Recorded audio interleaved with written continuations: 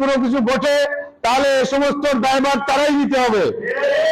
আমাদের জামাতে ইসলামের নেতৃবৃন্দ বিভিন্নভাবে ফেসবুকে ঢালাওভাবে আমাদেরকে বিএনপিকে দায়ী করতেছে।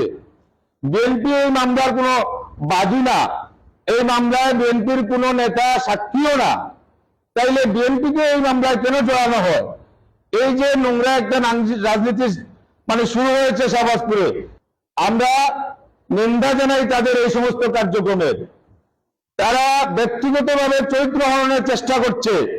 তারা মোবাইলে ফেক আইডি দ্বারা বিভিন্ন ব্যক্তি বিশেষে তারা চরিত্র হননের চেষ্টা করতেছে।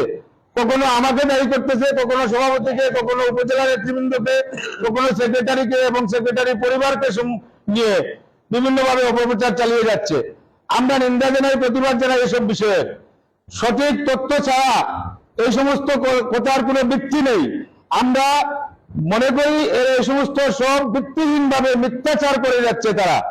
এই শাহবাজপুরে যে রাজনীতির যে ধরনের রাজনীতির প্রেক্ষাপট সৃষ্টি করতেছে তারা, ভবিষ্যতে এর ধারাবাহিকতায় যদি কোনো কিছু ঘটে তাহলে এই সমস্ত দায়ভার তারাই নিতে হবে।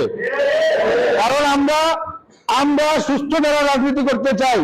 আমরা সরকারে আছি, আমরা চাই সরকারের উন্নয়নমূলক কর্মকাণ্ড দিয়ে মানুষকে আমাদের দিকে ধাবিত করতে। আমরা নোংরা রাজনীতি করে মানুষকে আমাদের দিকে আনতে চাই না। সেজন্যই বাংলাদেশে মানুষ এত বেশি ভোট দিয়েছে, আমাদেরকে একক সংখ্যাগরিষ্ঠতা দিয়ে সরকারে আসীন করে দিয়েছে।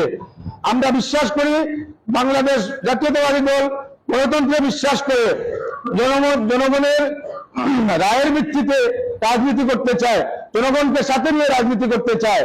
তারা এ সমস্ত না করে আমাদের সাথে ঈর্ষান্বিত হয়ে তারা বিভিন্নভাবে এই সমস্ত অপপ্রচার করতেছে।